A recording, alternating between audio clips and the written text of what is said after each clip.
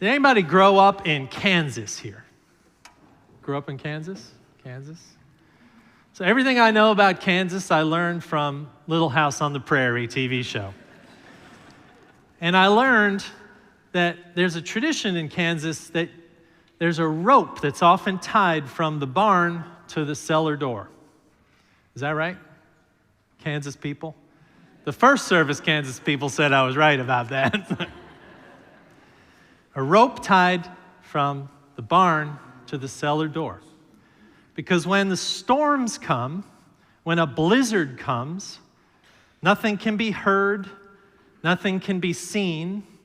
2 feet in front of you, if you're lost out in the farm and can't find the rope, you're in trouble. But if you can grasp the rope and follow it to the cellar, you're safe. No one's prepared for losing that rope. The image is meaningful to me as a spiritual person. In the storm, in the dark, in lostness, there is a thread. There is a thread, says the poet today, William Stafford, that you follow that does not change. I've been thinking about that because from time to time I lose track of that thread in my life. I lose it when I succumb to my own fears or to other people's expectations or to protecting myself from my vulnerability because I have to be a symbol of strength for others when I often feel the opposite. When I lose that thread, I ask myself, what's the thread that has given me a sense of meaning and purpose in my life? How can I name it or picture it in a way that will keep me more aware of it? That barn image is the one I'm giving you now. Once I've reclaimed my lost thread and have it firmly in hand, what fears do I need to face it? When do I most often let go of the thread? For some reason, on this pilgrimage that we just returned to last week, which we were on for the first 2 weeks of the year in India on pilgrimage with 6 members of this church, I was thinking constantly about this poem and this notion. Don't ever let go of the thread. You see, we go annually, helping us fulfill a spiritual practice element that follows the expectation of daily practice, weekly worship, monthly service, annual retreat, and once in a lifetime or somehow frequent pilgrimage. It is a pilgrimage because we leave the familiar for the unfamiliar. We put our lives in the hands of many people we do not know. That vulnerability that a pilgrim feels means we must find a thread to hold on to when everything is unfamiliar. The theologian Reinhold Niebuhr said, "The pilgrim is the person passing through territories not their own, seeking something we might call contemplation, or perhaps the word clarity will do, a goal to which only the Spirit's compass points the way."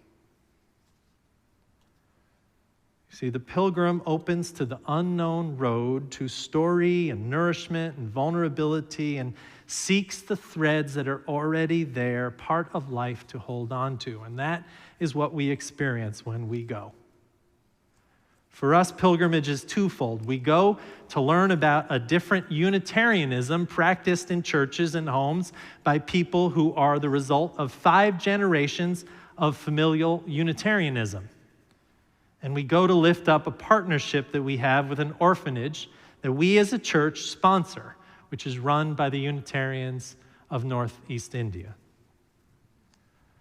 And when I was there, I was reminded of this poem. There's a thread that runs through everything. Whether on a journey around the world or a spiritual journey right here, the poem reminds us that there is this thread that when all things change, we can hold on to. In the storm, in our own lostness. the founder of Unitarianism in Northeast India, found the thread of our faith in 1887. Let me tell you his story. Hajam Kishore Singh was born and lived all his life in the Kazi Hills in the state of Meghalaya in the far reaches of Northeast India.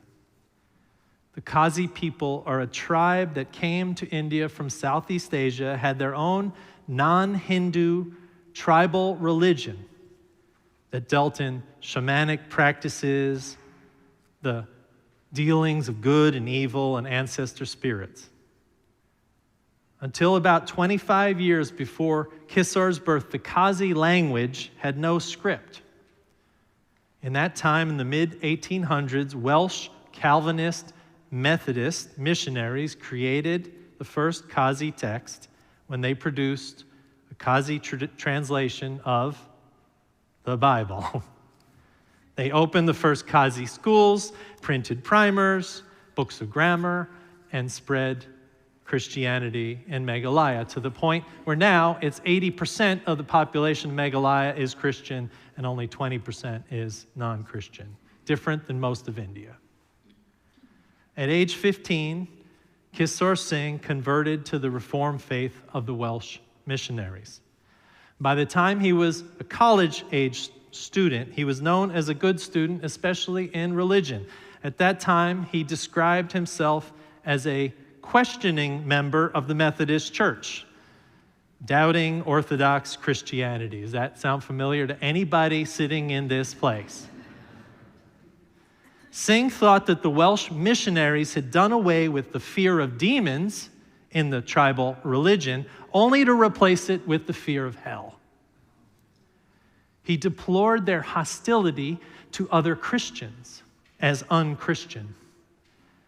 And when he was asking them about moving away from the church, he experienced their unfriendliness toward him. And he concluded that he would leave their church to seek the true religion of Jesus, the love of God. And he went about trying to persuade his Christians that the essence of Christianity was to be found in Christ's way of life and scale of values, and not in any scheme of salvation by blood or faith. Young Singh had reached the classic Unitarian convictions and had begun appealing to others to see their merit without knowing that anyone else in the world thought as he did. Until he was 25, when he met an American Unitarian minister in Calcutta in the late 1800s. Singh started reading classic Unitarian texts and suddenly understood that there were many others called Unitarians who shared his faith. And on September 18th, 1887, Singh led the first church service in his home in Juwai in the far reaches of Northeast India for Unitarian worship with the grand following of 1 woman and 2 men. And they adopted a statement of faith that would become to this day the Kazi Unitarian Foundation. They said, "We believe in the unity of God, in the fatherhood and motherhood of God, in the brotherhood of man, in love, union, worship, faith, and in immortality." By the end of 1899, Singh defined Kazi Unitarianism as duty to God, to fellow humans, and to oneself. 124 years later, as we sat in one of the large Unitarian church fellowship halls with the great-grandsons of Singh, who are now elders in the church, we heard them tell us their version of Unitarianism. Without worry about theological language or disagreements, they said to us, God is present to us. It is our duty to find it. They said that when they wake up in the morning, every morning, they literally have the first thought that they thank God for life. They said the infinite is present in finite moments of our lives when we are most awake to it. And they said, of course Jesus was man. Don't you get it, they said? He implored us to pray, Our Father. So why would he do that if he was our Father? Jesus as man. Any of this sound familiar? Singh took hold of the thread of our faith and helped Unitarianism take root in the remote part of Northeast India most of us will never experience. His is a story of reflection that leads to change in life, that leads to change in lives of others. His is the story of grasping the thread of our faith that extends beyond the names we give this faith, beyond the particular forms of worship or prayer, to a human desire for spiritual life to make sense and to have integrity. That is the thread. The story is about a Qazi man in Northeast India in the 19th century, but might as well be a story of one of you sitting here for the first time in the 21st century, glimmering the thread you can grasp onto, trying to make sense of your spiritual life, trying to make it match what you understand about the world, even when having been trained to see religion in another way or no way at all. And that thread is what Theodore Parker called the permanent in the midst of the transient. Transient are forms of worship and theologies and religious leaders like Jesus and Buddha and types of Christianity. Permanent are threads of human longing for meaning, human longing for the things that sustain us when all else fails, when we're standing in the storm looking for the rope from the barn to the cellar door. For us, the Unitarian threads I see so clearly when I go visit with the ancestors of Kishore Singh. Halfway around the world, in churches like ours, and in rural churches, and in meetings, I understand those parts of the thread that God is love. The holy is within, around, and beyond us, however you define that. I see, again, that we are essentially good but can make horrible mistakes. I see that we are covenantal people, so when we break things, we understand that we can repair them. That's next week's sermon. I see that no one is outside the circle of love, as the choir sang today. No one. I see a desire to help the human family become genuine community against all odds. And I see the notion of salvation is by what we do and who we are, not by some external factors that are embedded in a transient theological story. This thread is what we experience on our pilgrimage. We see it expressed by Unitarian siblings halfway around the world in their deep joy and appreciation of life, in a desire to learn and grow, a comfort with God, and above all, the deep, deep love and connections they create. There I see a faith that's not in an identity crisis. They're not fighting over theological terms. I see a faith that's deeply grounded in love and ritual and a coherence with their story. I see it in the prayers they sing, in the prayers they say of their founders, like the 120th hymn that I helped translate that goes, "Give me your light, for I need it to lead me through the darkness. Creator of day and night, I protest, I cry, I bow low as I look for you, I thirst for you and ask, will you give me the living water that you provide to keep our spirit alive? Give us that spiritual water which bursts out from you endlessly forever and ever." I see our thread in the words of this hymn and others. I see it in their belief statement. And beyond all this, we go to experience their thread in the product of their faith. I know it because that faith commitments that are made, the fruit of their projects, like the orphanage that we are essential to now, embodies the thread of a religion of love. The commitment they made to create this orphanage, we joined on their 10th anniversary 5 years ago. We agreed to be a partner. We have built buildings there and sponsored children. They are not orphans for adoption. They are mostly from Unitarian families who, being rural people, farmers with children tied to their backs, come to church, oftentimes can't take care of their own children because of poverty. The doctors on our trip this past month one day saw 300 villagers who came to a health camp, and they noticed often the mothers starve themselves in order to feed their children, making them more susceptible to rates of infectious disease, leaving children with their fathers who don't or can't take care of them. In a matrilineal society, the thread through the mothers is gone, leaves a child without. So the children's village, the orphanage, takes them and gives them nourishment and discipline, prayer life and exercise and responsibilities and education and nourishment and Unitarian love. It asks them, the children, to take a hold of the thread. And they sing and they pray, kiss or sing hymns every day. Give us that spiritual water, the water which bursts out from you endlessly forever and ever. And what we experience there is the result of a man grasping that thread 125 years ago, the same thread that you touch when you decide to come here.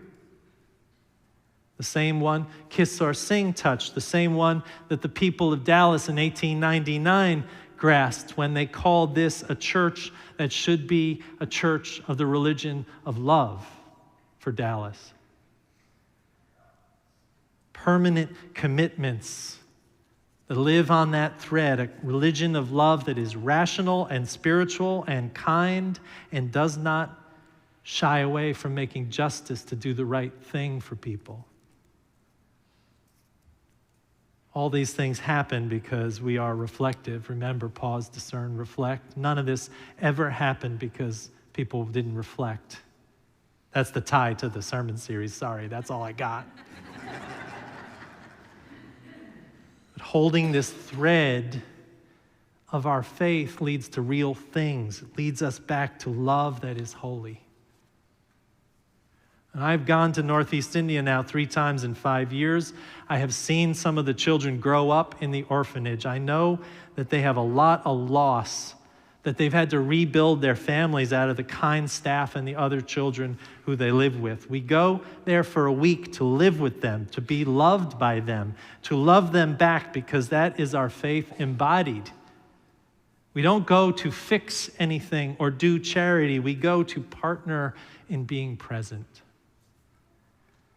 And I know when we arrive there, there's all stiff handshakes and welcomes, and when we leave there, there are tears of separation, and this time was no different.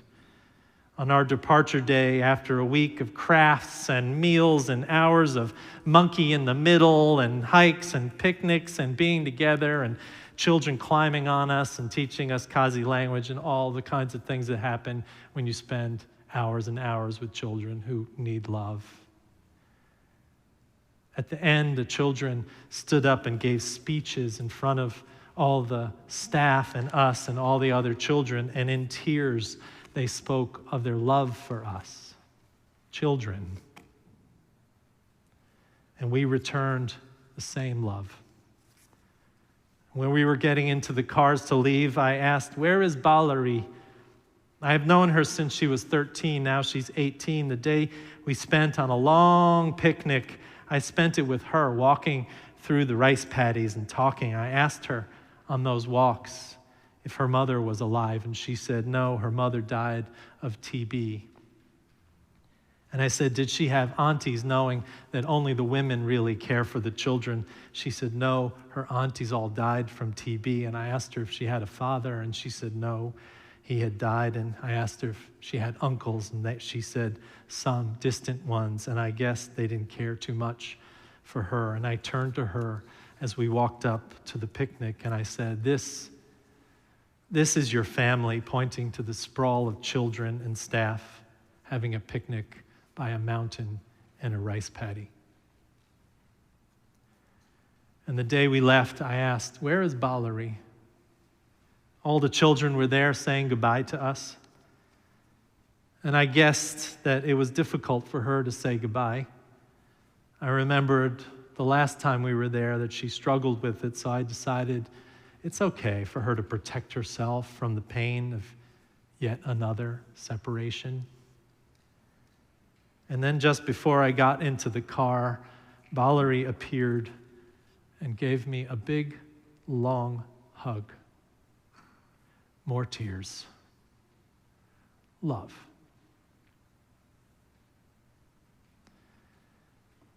Don't ever let go of the thread. It makes things and lives better. It makes a girl who's lost everything and lives 8,000 miles away care about a group of people who come for a week to see her because we are of the same faith and religion, a religion of love. It makes us pilgrims more grateful for life and our religion as we pause, discern, reflected on what's important, as we saw our faith expressed from another angle. It makes children who have lost everything and have few prospects love life rather than despise it, because they are the recipients of a project of our faith, a loving religion founded by a man 125 years ago in the hills of the Kazi land. It takes a group of children who have nothing more than what they have on their backs and a few Americans who sponsor them and visit them, children who've created a family of each other and turns them into loving people who love life. Against all odds, it takes them and turns them into people like the ones you'll see on this video. Hello, my name is Sudanaka. Good morning. Thank you. Good morning. How are you? Good morning. Good morning. Hi.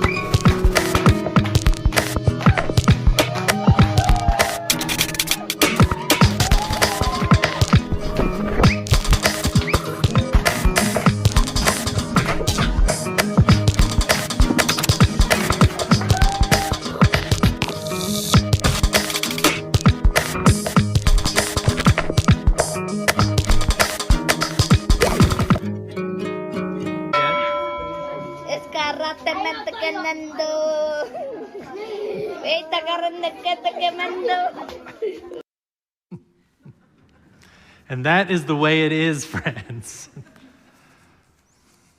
Because of a thread of a faith that runs through us and them. Lives saved, love. There's a thread you follow. It goes among the things that change, but it doesn't change. People wonder about what you're pursuing. You have to explain about the thread, but it is hard for others to see. While you hold it, you can't get lost. Tragedies happen, people get hurt or die, and you suffer and get old. Nothing you can do stops time's unfolding. You don't ever let go of the thread. Amen.